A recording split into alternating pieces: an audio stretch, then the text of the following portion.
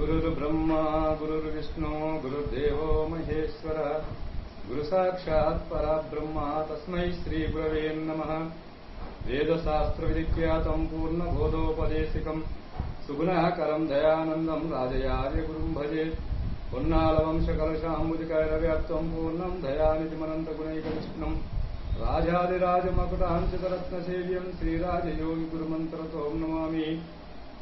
श्रीराजयोगिप्रियशिष्यम् अमलानन्ददीक्षितं पण्ढरीनाथयोगेन्द्रं सद्गुरो ते नमो नमः।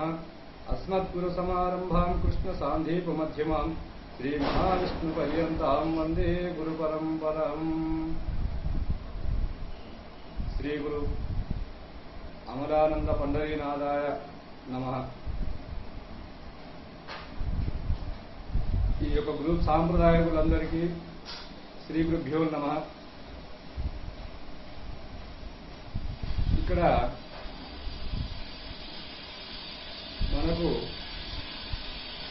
శివరామ దీక్ష సిద్ధాంతం లోపల భద్రాద్రి రామశతకము పద్యంలో పంచకోశముల నిర్ణయం గురించి వివరణ నరసింహదాసు గారు రాసినటువంటి పంచకోశముల పద్యమును గురుమూర్తి అనుగ్రహంతో మీ ముందు వివరణ చేయదలుచుకున్నాను. అన్నరసంబుతోనైన శోణిత శుక్లమయమైన ఈ దేహమన్నమయము పంచ ప్రాణములు ప్రభలి కర్మేంద్రియ పంచకంబును ప్రాణమయము. జ్ఞానేంద్రియములైదు మానసంబొక్కటి కూడి అయినది మన కోశమయము. జ్ఞానేంద్రియములైదు బుద్ధియును కూడి విజ్ఞానమయము. అవిద్యయందు మనసు కలిసిన ఆనందమయములిట్లు పంచకోశంబులకు సాక్షిపరుడనీరే. రమ్య గుణధామ భద్రాద్రి రామ పరశురామ నరసింహదాస సంరక్షితావా అని ఉంది. దీనిని పంచకోశములు, కోశము అనగా కత్తి, ఆవరణము ఎంతవరకు అయితే ఉంటుందో అంతవరకు ఇది నిండి ఉంటుంది. అంటే ఆవరణములు పంచావరణములు అనియు పంచకోశములు అనియు దీనిని నిర్ణయం చేసి ఉన్నారు. కాబట్టి ఈ పంచకోశములు అని వేదాంతం లోపల వేదాంతం యందు పంచకోశములను నిర్ణయం చేసి ఉన్నారు. కావున ఇది దీక్షిత సిద్ధాంతం లోపల షట్కోశములని నిర్ణయం. ఈ షట్కోశ నిర్ణయము దీక్షితుల వారు షట్కోశం రహితం అచలం అని అన్నారు. అయితే మనం ముందు దీన్ని వేదాంత విచారణ పద్ధతిగా దీన్ని వివరించి దీక్షిత సిద్ధాంతం గురించి దీన్ని వివరించుకుందాం. మొదలు అన్నరసంభుతోనైన శోణిత శుక్లమయమైన ఈ దేహము అన్నమయము. అన్నరసంభుతోనైన శోణిత శుక్లమయమైన ఈ దేహము అన్నమయము. అంటే మనము తిన్నటువంటి యొక్క అన్నము ఇది సప్తధాతువులుగా పరిణామము చెంది ఇది పురుషుని యందు శుక్లముగాను స్త్రీ యందు శోణితముగాను ఇది పరిణామము చెంది ఈ యొక్క నారీ నర సంగమమున నయగుణరత్న అన్నట్టు ఈ యొక్క స్త్రీ పురుషుల కలయిక యందు పురుషుడి యొక్క యందున్న శుక్లము స్త్రీ యందు ఉన్నటువంటి ఒక శోణితము రెండు కలయితే ఈ రెండు అణువుల యొక్క కలయికయే ఇది పిండము. ఈ పిండము పరిణామము చెంది ఇది నవమాసములు తల్లి గర్భమియందు సంతరించుకున్న తర్వాత ఇది తల్లి గర్భము నుండి నవమాసములు నుండి సంచరించుకున్న తర్వాత ఇది బహిర్గతమై భూగర్భం యందు వస్తుంది. కాబట్టి దీనిని శిశు స్వరూపము అన్నారు. కాబట్టి దీనిని పంచభూతముల యొక్క స్థూలాంశమే ఈ యొక్క స్థూల శరీరం. అంటే స్థూల శరీరము అన్నప్పుడు అంటే స్థూల శరీరము అన్నప్పుడు ఈ స్థూల శరీరం అన్నమయ కోశం అనే స్థూల శరీరమే అన్నమయ కోశం అన్నప్పుడు అన్నమయ కోశం అనేటువంటి ఒక ఇల్లు ఉంటేనే మనం అన్ని గదులు నిర్మాణం చేసుకున్నట్లు ఆ ఇంటి లోపల ఒక్కొక్క గదిని మనం నిర్మాణం చేసుకున్నట్లు ఈ యొక్క అన్నమయ కోశం అనేటువంటి శరీరం ఉంటేనే మిగతా కోశములన్నీ దీని ఉండటానికి అవకాశం ఉన్నది. కాబట్టి ఈ యొక్క స్థూల శరీరమే అన్నమయ కోశము.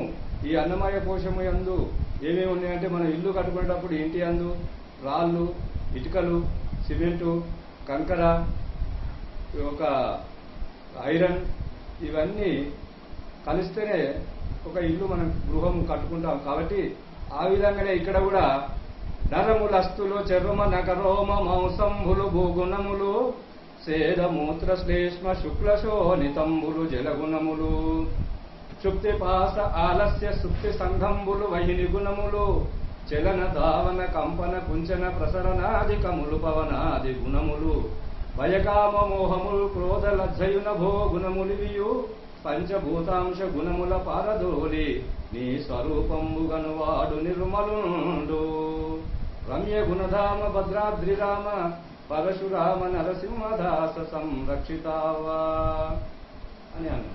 కాబట్టి ఈ యొక్క అన్నమయ కోశం యందు ఈ యొక్క భూతత్వమైనటువంటి నరములు, అస్థులు, నఖములు, రోమములు, స్వేద మూత్ర శుక్లశోణితములు, సుప్తి పాస ఆలస్య సుప్తి సంగములు, కామక్రోధ లోపమోహ భయములు ఇవన్నీ కూడా పంచభూతముల యొక్క స్థూలాంశమే ఈ యొక్క శరీరము యందు ఉన్నవి. కాబట్టి దీనిని అన్నమయ కోశము అని అన్నారు. ఈ అన్నమయ కోశము యొక్క ధర్మము షడ్విధ వికారములు అని చెప్పి ఉన్నారు. షడ్విధ వికారములు అనగా జన్మ, అస్థి, వృద్ధి, పరిణామ, క్షయనాశనములు అనగా ఈ యొక్క జన్మ అంటే ఇది తల్లి గర్భం నుంచి, ఇది బిందు స్వరూపం నుండి తల్లి గర్భం నుండి ఇది శిశువుగా జన్మిస్తుంది. జన్మించిన తర్వాత మరి అలాగనే ఉంటుందా అంటే ఇది వృద్ధి చెందుతుంది. వృద్ధి చెందుతుంది అన్నప్పుడు శిశు రూపంగా ఉన్నటువంటి ఒక పిండము అది బిందు స్వరూపంగా ఉన్నటువంటి పిండము అండముగా మారి పిండముగా మార్పు చెంది ఇది శిశువుగా మార్పు చెందినప్పుడు ఇది వృద్ధి చెంది క్రమక్రమేణా ఇది సంవత్సరము, 2 సంవత్సరములు, 5 సంవత్సరముల వరకు ఈ శరీరం వృద్ధి చెందుతుంది. కాబట్టి ఈ వృద్ధి చెందినటువంటి ఈ శరీరము ఇది పరిణామం చెందుతుంది. అలాగనే ఉంటుంది అంటే ఉండదు, ఇది పెరుగుతూ ఉంటుంది. కాబట్టి పెరిగినటువంటి ఈ శరీరము మరి దీనికి ఏమున్నది అంటే ఇది క్షయము అంటే ఇది పెరిగిన తర్వాత ఇది నశిస్తుంది. ఇది నశిస్తుంది అన్నప్పుడు ఇది క్షీణిస్తుంది అన్నప్పుడు ఇది క్షీణించిన తర్వాత ఏమైతుంది అంటే ఇది నశిస్తుంది. అందుకొరకే జన్మ, అస్థి, వృద్ధి, పరిణామ, క్షయనాశనములు షడ్విధ వికారములే ఈ యొక్క స్థూల శరీరం యొక్క ధర్మము. అంటే మొదటిది జన్మ, లాస్ట్ది నాశనం అనగా మరణము. జనన మరణములే దీని యొక్క ధర్మములు. దీని యొక్క స్థానము ఏది అనగా ఈ నఖశిఖ పర్యంతము ఈ శరీరము యొక్క స్థానము. ఇది అన్నమయ కోశము అని నిర్ణయము. తర్వాత ప్రాణమయ కోశము అనగా పంచ ప్రాణంబులు ప్రబలి కర్మేంద్రియ పంచకంబును ఓడి ప్రాణమయము అని అంటున్నాడు. పంచప్రాణములు కర్మేంద్రియములు అంటే ఈ యొక్క పంచప్రాణములు అనగా సమాన, వ్యాన, ఉదాన, ప్రాణ, అపానములు. కర్మేంద్రియములు అనగా వాక్కు, పాని, పాదము, గుహ్యం, కుదము. ఈ యొక్క 10 ఇంద్రియముల యొక్క కలయికయే వ్యవహారమే ఇది ప్రాణమయ కోశము అని అంటున్నాడు. కాబట్టి ఈ ప్రాణమయ కోశము ఎలా ఉన్నది అంటే ఇది మొదలు మనం అన్నమయ కోశమే స్థూల శరీరం అనేటువంటి ఇల్లు అని చెప్పుకున్నాము. ఇల్లు అని చెప్పుకున్నప్పుడు ఇంటి లోపల గదులు నిర్మాణం చేసుకున్నామని చెప్పినాము. కాబట్టి దీనికి ఈ అన్నమయ కోశం అనేది ఒక వంటగది. ఈ వంటగది లోపల ఏమి ఉండాలి వంట చేసుకోవడానికి అంటే పొయ్యి ఉండవాలి, తర్వాత పాత్రలు ఉండవాలి, దానికి కావలసినటువంటి చెంచాలు ఉండవాలి, దాని తర్వాత గ్యాస్ ఉండవాలి, దానికి కావలసినటువంటి పాత్రలు ఉన్నప్పుడే ఈ వంట మనం తయారు చేసుకోగలుగుతాము. కాబట్టి ఈ వంట పనిముట్లు అనేటువంటి దీనికి కర్మేంద్రియాలు. ఈ కర్మేంద్రియాలుతో ఈ యొక్క ప్రాణము జతగూడినటువంటి వ్యవహారములకే ప్రాణమయ కోశం అని నిర్ణయం చేస్తున్నారు. ఎందుకంటే ఒక ప్రాణమున ఈ పంచప్రాణాలకే ప్రాణమయ కోశం అని చెప్పలేదు అక్కడ. ఎందుకంటే నరసింహదాస్ గారు ఇక్కడ ఈ యొక్క పంచప్రాణములు ఈ యొక్క కర్మేంద్రియములు కలిసి ఈ యొక్క ప్రాణమయ కోశం అని చెప్తున్నాడు. ఎందుకనంటే ఇక్కడ ఈ జ్ఞాత కూటస్థుడగు ఆదిదేవతచే ప్రేరేపింపబడి సమాన వాయువుతో కూడి శ్రోత్రేంద్రియము ద్వారములన చతుర్విధ శబ్దములను గ్రహించి వాక్కు ద్వారా వసించును అంటండి. అంటే ఈ జ్ఞాత కూటస్థుడగు ఆదిదేవతచే ఈ జ్ఞాత అనేటువంటి ఏ ప్రత్యేగాత్మ అయితే ఉన్నాడో ఆ ప్రత్యేగాత్మ ఈ కూటస్థుడని ఆదిదేవతచే ప్రేరేపింపబడి సమాన వాయువుతో కూడి ఈ సమాన వాయువుతో కూడి ఈ ప్రాణంతో కూడినప్పుడే ఈ జ్ఞానేంద్రియముల ద్వారా అనేటువంటి శ్రోత్రేంద్రియముల ద్వారా చతుర్విధ శబ్దములను గ్రహించి ఈ యొక్క కర్మేంద్రియమైనటువంటి వాక్కు ద్వారా వసిస్తున్నాడు.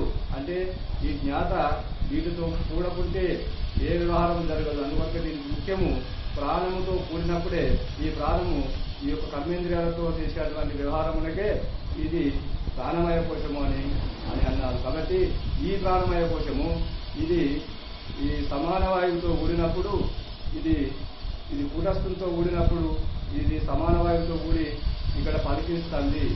అంటే వాక్కు ద్వారా వచనము, పాని ద్వారా ఇచ్చిపుచ్చుకోవడము, ఈ యొక్క పాదము ద్వారా గమనము, ఈ యొక్క గుహ్యము ద్వారా ఆనందము, ఈ బుధేంద్రియము ద్వారా విసర్జన అనేటువంటివి ఇక్కడ వచన దాన గమన ఆనంద విసర్జనలు. అంటే వచన వాక్కు పాని పాదము గుహ్యము ఆనందము ఇవి 5 ఇది కర్మేంద్రియాలు. దీనికి వచన దాన గమన ఆనంద విసర్జన అనేటువంటి యొక్క వ్యవహారము ఈ యొక్క ప్రాణేంద్రియములతో ఈ జ్ఞాత కూడినప్పుడే ఇది జరుగుతాయి. కాబట్టి ఈ యొక్క ప్రాణమయ కోశము అని దీని యొక్క నిర్ణయము. అంటే పంచప్రాణములు ప్రబలి కర్మేంద్రియ పంచకమ్ములు కూడి ప్రాణమయము. ఈ విధమైనటువంటి వ్యవహారములకే పంచప్రాణముల యొక్క ఈ యొక్క వ్యవహారములకే ప్రాణమయ కోశము అని నిర్ణయము. మరి దీని యొక్క ధర్మం ఏంటిది అని విచారణ చేసినట్టు దీని యొక్క ధర్మం ఏమన్నదంటే ప్రాణము యొక్క ధర్మము ఆకలి దప్పులు అని చెప్పినారు. అంటే ప్రాణము యొక్క ధర్మము ఆకలి దప్పులేనా అంటే ఇక్కడ మనం విచారణ చేసినట్లయితే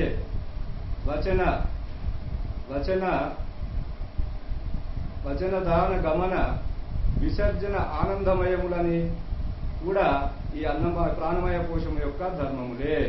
ఇంకా అంతేనా అంటే ఇంకా ఈ యొక్క సమానము ద్వారా పచనము, ఈ యొక్క వ్యానము ద్వారా శీతోష్ణ స్పర్శలు నెరుగుట, ఈ యొక్క ఉదానము ద్వారా పలికించుట, ఉచ్ఛ్వాస నిశ్వాసలు ఆనంద విసర్జనలు కూడా ఈ యొక్క ప్రాణమయ కోశ ధర్మమే, ఈ యొక్క ధర్మమే అని నిర్ణయము. కాబట్టి ఈ ప్రాణమయ కోశము యొక్క స్థానము ఏది అని అన్నట్లయితే ఈ ప్రాణమయ కోశమునకు ఆధారము మొదలుకొని ఆగ్నేయము వరకు అని పెద్దలు నిర్ణయం చేసి ఉన్నారు వేదాంతంలో కూడా. అంటే ఆధారం నుండి ఆగ్నేయము వరకు అని అన్నప్పుడు ఈ కాలు బొటన వేలుకు దెబ్బ తాకినప్పుడు బొటబొట అని రక్తము గారినప్పుడు అమ్మా అని నోరు పలికిస్తుంది అన్నప్పుడు ఈ యొక్క బొటన వేలు యందు మరి ఈ యొక్క ప్రాణము లేదా అంటే ఉంది, మరి దీని యందు శబ్దం లేదా అంటే ఉంది. అంటే ఈ యొక్క నఖశిఖ పర్యంతము కూడా శరీరం ఎప్పుడైతే ఉన్నదో ఈ నఖశిఖ పర్యంతము కూడా ఈ ప్రాణము ఉంది అని చెప్పి అచల ఋషులు నిర్ణయం చేసి ఉన్నారు. కాబట్టి ఈ యొక్క నఖశిఖ పర్యంతము శరీరం అన్నప్పుడు ఈ ప్రాణమయ కోశము కూడా నఖశిఖ పర్యంతము నిండి ఉన్నది అని చెప్పి అచల ఋషులు దీన్ని నిర్ణయం చేసి ఉన్నారు. ఇది ప్రాణమయ కోశం యొక్క ధర్మము, ఇది ప్రాణమయ కోశం యొక్క స్థానం. ఇంకోటి జ్ఞానేంద్రియములైదు మానసం ఒక్కటి కూడి అయినది మన కోశమయము. అంటే జ్ఞానేంద్రియములతో మనస్సు కూడి చేసేటువంటి వ్యవహారమునకే దీనిని మనోమయ కోశము అని అన్నారు. అంటే జ్ఞానేంద్రియములతో మనసు కూడినప్పుడు మనసు జ్ఞానేంద్రియాలు ఈ మనసు ఎక్కడ ఉంటే ఈ జ్ఞానేంద్రియాలు అక్కడనే ఉంటాయి. ఎందుకు అంటే ఈ మనస్సు అనేటువంటి వాడు రాజు. ఈ రాజు ఎక్కడ ఉంటే ఈ యొక్క సేనాధిపతులు అనేటువంటి సైనికులంతా కూడా భటులంతా కూడా అతని యొక్క ఈ యొక్క రక్షక భటులు కూడా అందరూ కూడా అతని వెంబడే ఉన్నట్లు ఈ యొక్క మనస్సు ఎక్కడైతే ఉంటుందో అక్కడనే ఈ యొక్క జ్ఞానేంద్రియ పంచకం ఉంటుంది అని చెప్పి చెప్పినావు. కాబట్టి దీన్ని ఏమన్నాడు, ఏమనగా ఒక కడ ఏ వంక మనసు ఏగునో ఆ వంక ఇంద్రియంబులేగు, నీ వంక మనసు నిలసిన ఏ వంకను ఇంద్రియంబులేగవువేమా అని అన్నారు. అంటే ఏ వంక మనసు ఏగును ఆ వంక ఇంద్రియంబులేగు అంటే మనం ఇక్కడనే ఉంటాము, ఎక్కడెక్కడనో తిరిగి వస్తుంది ఈ మనసు. ఇది ధర్మాపురికి వాడు ధర్మాపురికి పోతుంది, గద్వాల్లో గురుగారి దగ్గరికి దర్శనం చేసుకోవాలంటే శనములు పోయి ఇప్పుడు గద్వాల్లో పోయి అమరానంద పాటల పండలనాథ్ గారిని దర్శించి వస్తుంది మనసు. కాబట్టి ఇది రాముని దగ్గర ఉన్నప్పుడే, ఈ ఆంజనేయుడు రాముని దగ్గర ఉన్నప్పుడు ఇతడు రామబంటు అని అన్నారు. ఈ రాముని దగ్గర లేనప్పుడు ఇది కోతి, అందువల్ల దీని కోతి అంటే కూడా దీనికి పేరు పెట్టినారు ఈ మనసుకు. కాబట్టి ఇది రాముడు అనేటువంటి ఆత్మ అందే ఇది ఉన్నట్లయితే ఈ మనసు ఇతడే ఆంజనేయుడు అని చెప్పి మా పెద్దలు రామాయణంలో కూడా చెప్పి ఉన్నారు. కాబట్టి ఇక్కడ ఏ వంక మనసు ఏగును ఆ వంక ఇంద్రియము లేగును. మనకిక్కడ శకుంతల అనేటువంటి ఆమె ఒక కణ్వ మహర్షి ఆశ్రమంలో పెరుగుతూ ఉంటుంది. ఆమెని హస్తినాపురంని పరిపాలించేటువంటి ఒక దుష్యంతుడనేటువంటి రాజు గంధర్వ వివాహం చేసుకొని ఆమెని మళ్ళీ కొన్ని రోజుల తర్వాత వచ్చి నిన్ను తీసుకోపోతా రాజవాంఛనాలతో మా యొక్క హస్తినాపురానికి నిన్ను తీసుకోపోతా అని చెప్పి అసలు హస్తినాపురానికి బయలుదేరిపోతాడు. తర్వాత ఆమెకు గర్భం అవుతుంది. ఆ గర్భమైన తర్వాత ఆమె ఆ యొక్క ఆశ్రమం యొక్క అరుగు మీద కూర్చొని ఆ యొక్క దుష్యంతుని యొక్క హస్తినాపురంలో దుష్యంతుని యొక్క పక్కకు కూర్చొని ఆ యొక్క రాజు వెంబడి రాణి అక్కడ కూర్చున్నట్లు ఆమె అతని మీద ఈ మనసు వెళ్ళిపోతుంది. అన్నప్పుడు ఆ మనసు అక్కడికి ఎప్పుడైతే దుష్యంతుని పైకి పోయిందో ఆడికి కణ్వ మహర్షి అనేటువంటి ఋషి ఆశ్రమానికి వస్తాడు. వచ్చినప్పుడు ఈమె బాధ్యత ఏంటి అంటే గురువులు వచ్చినప్పుడు ఆ గురువులకు శుశ్రూష విధానాన్ని పరిచర్యలు చేయవలసినటువంటి ధర్మము ఈ శకుంతల మీద ఉంటుంది. అప్పుడు ఆయన వచ్చే వరకు ఆమె ఇక్కడ ఈ మనస్సు ఆ యొక్క దుష్యంతునిపై ఉండడం వలన ఈ జ్ఞానేంద్రియం లేవా అక్కడ అంటే జ్ఞానేంద్రియ పంచకం కూడా ఆ యొక్క హస్తినాపురంలోనే ఉంది. ఆమె మూగదా అంటే కాదు, చెవులు లేవా అంటే ఉన్నాయి, కన్ను లేవా అంటే చూస్తా ఉండలేవా అంటే ఉన్నాయి. కానీ ఇవి ఈ శివులు ఈ యొక్క చర్మము ఈ యొక్క చక్షు కన్నులు ఈ యొక్క జిమ్మ ఈ యొక్క గ్రంథకు ముక్కు ఇవి కేవలము అలంకరణకు ఉన్నటువంటి వస్తువులే మా కానీ స్థూల శరీరం ఉన్నటువంటి ఈ యొక్క ఇంద్రియాలు ఎప్పుడైతే అక్కడ లేవో ఆ మనసు ఎక్కడుందో ఇంద్రియాలు కూడా అక్కడనే ఉన్నాయి. ఉన్నప్పుడు ఆయనకు ఏమనిపిస్తుంది అంటే ఈమె చూసి కూడా నన్ను కనీసం లేస్తలేదు, కనీసం నాకు పరిచర్యలు చేస్తలేదు. ఇంతకుముందు వచ్చినప్పుడు ఆమె కూర్చుని తీసుకుపోయి నీళ్ళు ఇచ్చేది, కూర్చుండబెట్టేది, ఆమె పరిచర్యలు చేసేది ఏమేమే అని చెప్పి ఆయన విశ్వామిత్ర దుర్వాస మహాముని అనేటువంటి ఋషి, ఆ దుర్వాస మహామునికి కోపం ఎక్కువ. కాబట్టి ఆయన ఆ సందర్భంలో ఒకటి ఆమెను చూసి ఏమి ఇంత అహంకారం అని అనగానే ఆమె తక్కువ ఇలా జ్ఞాపకం వస్తుంది. రాగానే చూస్తుందా అని అడిగితే ఆయన అప్పటికే కోపిస్తుడుగా కోపంతో ఆమెకు శాపం ఇవ్వడం జరుగుతుంది. ఏమని అంటే నీవు ఎవరిని చూసి నన్ను మర్చిపోయినవో అతడు నీకు దక్కడు అని చెప్పి నిన్ను కూడా మర్చిపోతాడు అని చెప్పి అతను ఆమెకు శాపం ఇస్తాడు. తర్వాత అనసూయ వీళ్ళందరూ కూడా వచ్చి అయ్యా మళ్ళీ దీనికి శాపానికి తిరుగులేదా అంటే మళ్ళీ దానికి కూడా సందేహం చెప్తాడు. సరే ఆ కథ అట్లా ఉండని. ఇది ఎందుకంటే ఇక్కడ ఈ మనస్సు ఎక్కడనైతే ఉంటుందో అక్కడనే ఈ యొక్క జ్ఞానేంద్రియ పంచకం ఉంటుంది. కాబట్టి ఈ జ్ఞానేంద్రియములు ఈ యొక్క మనస్సు కలిసినటువంటి వ్యవహారములకే ఇది మనోమయ కోశము అని నిర్ణయము. దీని యొక్క ధర్మం ఏంటిది? సంకల్ప వికల్పములు. దీని యొక్క స్థానము కంఠస్థానము అని నిర్ణయం చేసినారు. కావున మళ్ళీ ఈ యొక్క జ్ఞానేంద్రియములతో బుద్ధి కూడినప్పుడు దానినే విజ్ఞానమయ కోశము అని అన్నారు. ఎందుకంటే నాకు లడ్డు తినాలి అనిపించింది, సంకల్పం చేసుకున్న లడ్డు తినాలి అని సంకల్పం. లడ్డు ఎక్కడ ఉంటుంది? సీట్ హౌస్లో ఉంటుంది. ఆ సీట్ హౌస్ కాడికి పోవాలి. నేను సీట్ హౌస్ కాడికి పోయినా.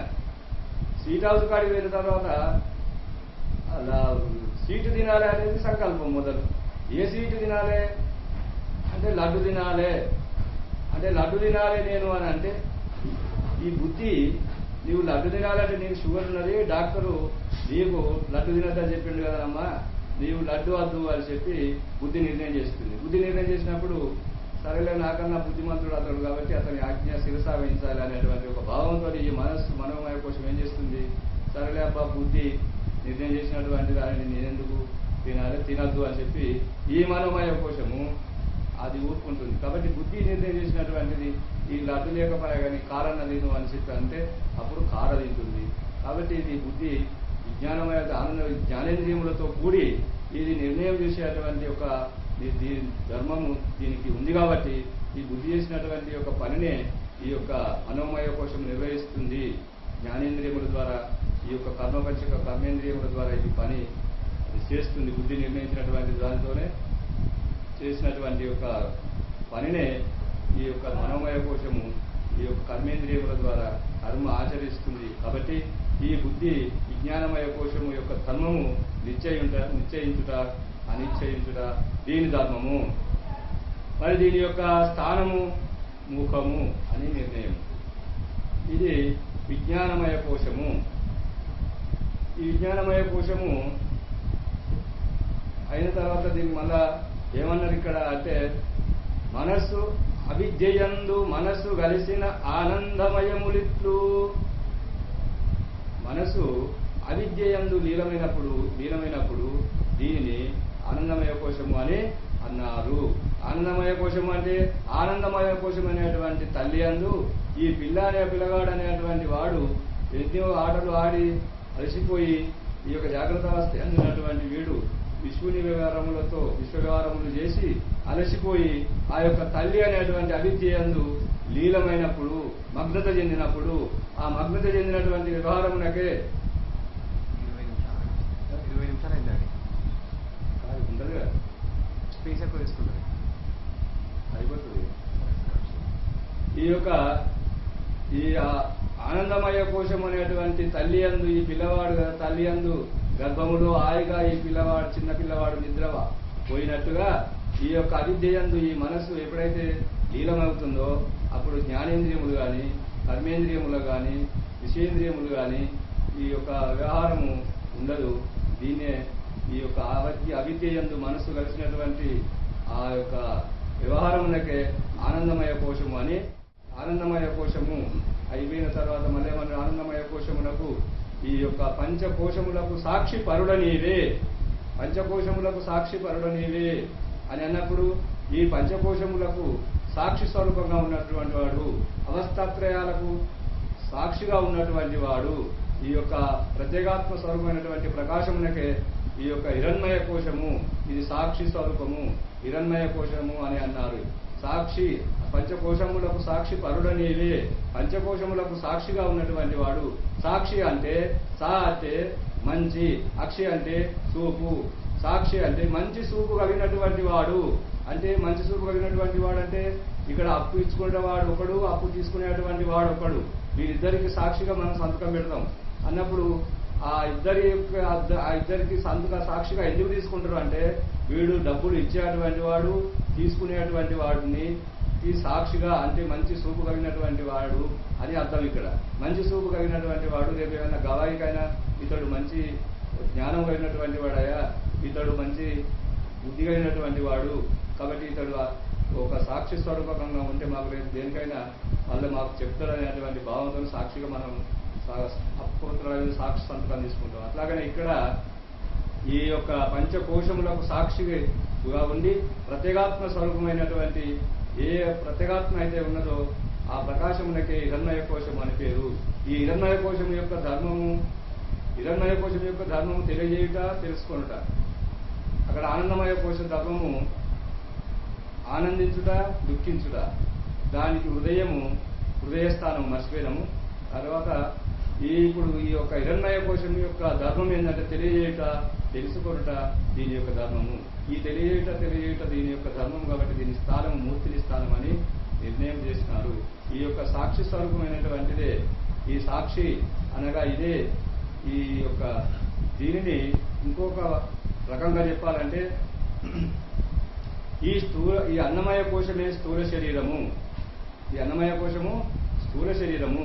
తర్వాత ప్రాణమయ కోశము, తర్వాత మనోమయ కోశము, తర్వాత విజ్ఞానమయ కోశము, ఈ ఆనందమయ ఈ యొక్క మనోమయ కోశము, ప్రాణమయ కోశము, మనోమయ కోశము, విజ్ఞానమయ కోశము, ఈ 3 కోశములు కలిసి సూక్ష్మ శరీరము. తర్వాత ఆనందమయ కోశమే కారణ శరీరము. తర్వాత ఈ పంచకోశములకు సాక్షిగా ఉన్నటువంటి హిరణ్మయ కోశమే మహాకారణ శరీరము అని నిర్ణయం.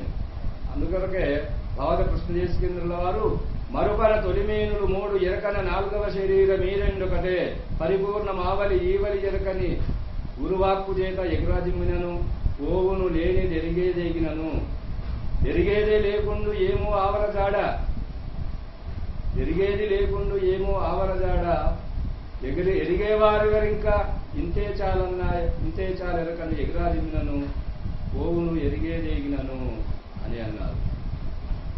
అంటే ఇక్కడ ఈ మరుపన తొలిమేనులు అనగా స్థూల శరీరము, సూక్ష్మ శరీరము, కారణ శరీరము, ఈ 3 శరీరములు మరుపు శరీరములు అనగా మరుపే ఇక్కడ ముఖ్యము. ఈ 2 శరీరాలు కాదు. ఇక్కడ మరుపు అనేటువంటిదే ఇక్కడ ఒక శరీరము. ఈ మరుపు దేనికి శరీరము? ఈ హిరణ్మయ కోశం అనేటువంటి ఆత్మకు ఇది శరీరము. కాబట్టి ఇది మరుపు శరీరము. ఈ మరుపే తనను తాను మరవడమే మరుపు, తనను తాను ఎరగడమే ఎరక. ఈ మరుపే జీవుడు, ఆ ఎరకనే ఈశ్వరుడు. కాబట్టి ఈ ఈశ్వరుడు అనేటువంటి హిరణ్మయ కోశం అనేటువంటి మహాకారణ శరీరమే ఈ మహాకారణ శరీరమునకే ఈ యొక్క మరుపు అనేటువంటిది శరీరమై ఉన్నది. కాబట్టి శరీరము ఈ ఆత్మ 2 వేరు లేవు, కలిసి ఉన్నాయి. కాబట్టి దీనినే సాక్షి లేక దీనినే గుర్తెరిగే శరీరము అనే దీక్షితుల వారు నిర్ణయం చేస్తున్నారు. దీన్నే భాగవత కృష్ణదేశికేంద్రుల వారు ఎరక అని చెప్పినారు. దీనినే ఇక్కడ మన భద్రాద్రి రామశిల్పం లోపల నరసింహదాసు గారు ఇది సాక్షి అని చెప్పినారు. సాక్షి అని అన్నా, ఎరక అని అన్నా, మూలం లేని గుర్తెరిగే శరీరము అని అన్నా ఒకటే. అందుకొరకే మరుపన తొలిమేనులు 3 ఎరకన 4వ శరీరం ఈ 2 ఒకటే పరిపూర్ణ మావలిది. అంటే ఇక్కడ అన్నమయ కోశము పృథ్వీ పృథ్వీతత్వము, ఇక్కడ ప్రాణమయ కోశము జలతత్వము, ఇక్కడ మనోమయ కోశము వాయుతత్వము, ఇక్కడ విజ్ఞానమయ కోశము అగ్నితత్వము, ఆనందమయ కోశము ఆకాశతత్వము. ఈ ఆకాశతత్వము అనేటువంటిది మరుపు అనేటువంటి శరీరము అన్నప్పుడు ఆనందమయ కోశం అనేటువంటి ఆకాశము, ఈ ఆకాశము దేనికి ఆవరణమైనది? ఆత్మకు ఆవరణమైనది. ఈ ఆత్మకు ఆకాశము శరీరము. అందువరకే ఆత్మకు ఆకాశం శరీరం అన్నప్పుడు ఇక్కడ ఆనందమయ కోశం అనేటువంటిది ఆకాశతత్వం. కాబట్టి ఈ ఆకాశతత్వం అనేటువంటి అవిద్యనే ఇక్కడ ఈ యొక్క హిరణ్మయ కోశం అనేటువంటి ప్రత్యేగాత్మకు ఇది శరీరమై ఉన్నది. ఇది మరుపు.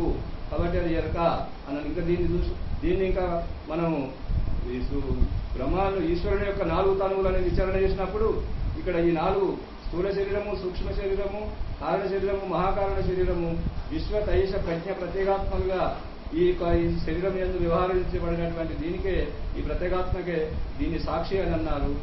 ఇది పంచకోశములకు ఇది సాక్షిగా ఉన్నటువంటిది ప్రత్యేగాత్మ, పంచభూతములకు సాక్షిగా ఉన్నటువంటిది పరమాత్మ అని అన్నారు. ఇక్కడ చూసినట్లయితే ఎరకైన భూత పంచకము ఎరకకు చరణములు కడి హృదయం గలమును శిరమును అయ్యను క్రమముగా ధరణి మొదలు చేసి తనయా గుర్తెరు అన్నాడు ఇక్కడ. అంటే ఈ ఆత్మకు పరమాత్మకు ఏది ఇక్కడ శరీరము అంటే ఇక్కడ స్థూల శరీరము, పంచభూతములే ఆ యొక్క పరమాత్మకు స్థూల శరీరము. దీనిని విరాట్ అని అన్నారు, విరాట్ స్వరూపం అని అన్నారు. అందువరకే పృథివీ శరణములు, పృథివీ పాదములు, జలము కటి ప్రదేశము, తర్వాత అగ్ని హృదయ ప్రదేశము, తర్వాత వాయువు కంఠ ప్రదేశము, తర్వాత ఆకాశము శిరస్సు. మరి శిరస్సు అనేటువంటిది ఆకాశం అన్నప్పుడు ఆకాశం ఎందే, ఆకాశం ఆవరణం ఎందే ఈ ఆత్మ ఉంది. కాబట్టి ఈ పరమాత్మ అనేటువంటి దానికి ఆవరణము ఇక్కడ ఆకాశమైనప్పుడు దానికి దీన్ని స్థూల శరీరం అని అన్నారు. మరి ఇక్కడ 17 ఇంద్రియముల యొక్క కర్మేంద్రియముల ఆది దేవతలు, జ్ఞానేంద్రియముల ఆది దేవతలు, ప్రాణేంద్రియ ఆది దేవతలు 17 కలిసి, తర్వాత ఈ చంద్రుడు కలిసి ఇది సూక్ష్మ దీనికి ప్రాణ శరీరం అని అన్నారు. ఈ ప్రాణ శరీరం మనమయ కోశము అనగా ఈ జ్ఞానేంద్రియముల యొక్క దేవతలు అనగా దిక్కులు, తర్వాత వాయువు, తర్వాత సూర్యుడు, తర్వాత వర్ణుడు, తర్వాత అశ్విని దేవతలు ఈ 5, తర్వాత చంద్రుడు కలిసి ఇది మనోమయ కోశము ఈశ్వరునికి అని అన్నారు.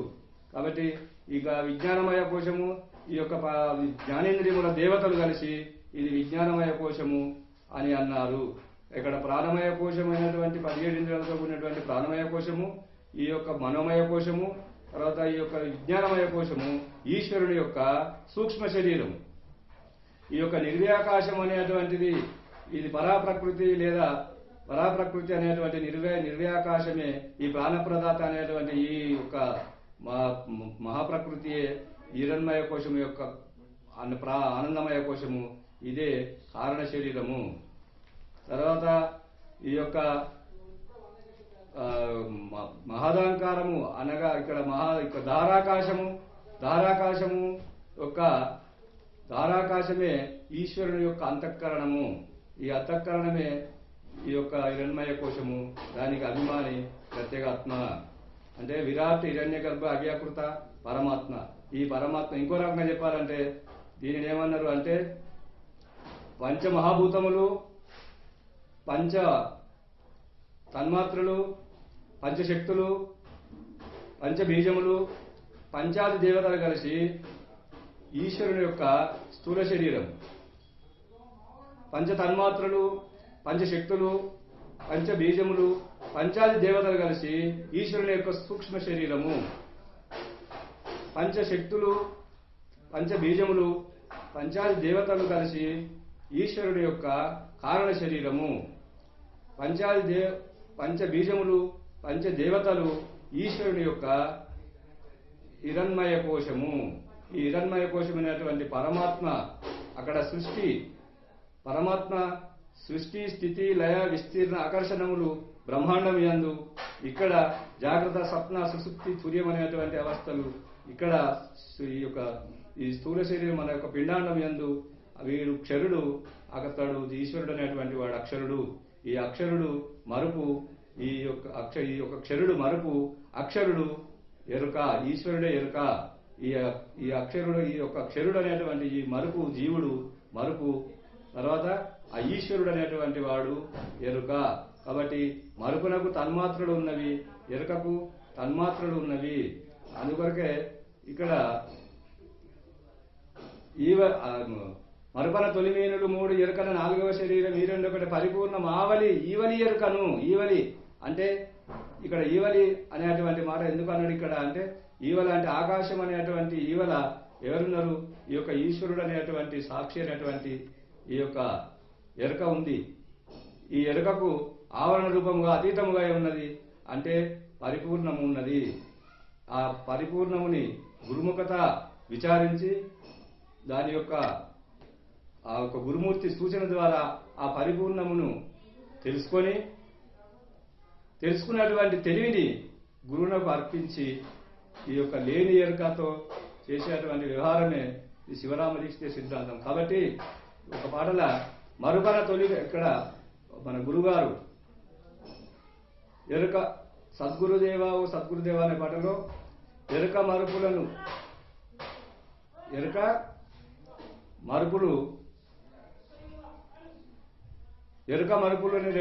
చేసి పరిపూర్ణముని ఎరుక మరుపులు ఎరుక చేసి పరిపూర్ణ పరము చూపి ఎరుక మరుపులు ఎరుక చేసి పరిపూర్ణ పరము చూపి ఎరిగియు ఎదిగిన ఎరుకను ఆరతి గైకోవదేల సద్గురుదేవా ఓ సద్గురుదేవా జాగేలా మము పాలింపుము. అంటే ఎరుక మరుపు, ఎరుకనే ఈశ్వరుడు అనేటువంటి వాడు, జీవుడే మరుపు అనేదే శివుడు, ఇక్కడ జీవుడు అనేటువంటి వాడు. కాబట్టి ఈ ఇక్కడ దీక్షితుల వారు ఏమన్నాడంటే ఈ మరుపే శరీరము, గుర్తే వీడు ఎవడు అంటే విక్షేపము. ఈ విక్షేపము ఆవరణము ఈ రెండు ఒకటే కాబట్టి ఇదే గుర్తెరిగే శరీరము. ఈ గుర్తెరిగే శరీరమునకు మూలం ఉన్నదా అంటే లేదు. ఈ గుర్తెరిగే శరీరము దీన్ని లేక చేసుకోవడమే అది గురుకృప. ఆవలి ముచ్చట నేనే లేకపోయిన తర్వాత ఉన్నది ఏదో అది పరిపూర్ణ పరభావ్యమే తప్ప నేను అనేటువంటిది ఎప్పుడూ లేను అనేటువంటి భావన గుర్ముఖత విని దీనిని విచారించి తరచి చూసినట్లయితే నేనే లేనటువంటి యొక్క నా యొక్క ఉనికి లేదనేటువంటి యొక్క నిజము బయటపడుతుంది. కాబట్టి దీనిని అందరూ మనం లేక చేసుకొని లేకనే చేసేటువంటి యొక్క కార్యక్రమాలు లేకనే మన పనులు చేసుకోవాలి తప్ప ఇది అందుకొరకే దీనిని రాజయోగ మార్గం అని పెద్దలు నిర్ణయించున్నారు. జై బలో సద్గురు ప్రభు మహారాజ్ కి జై.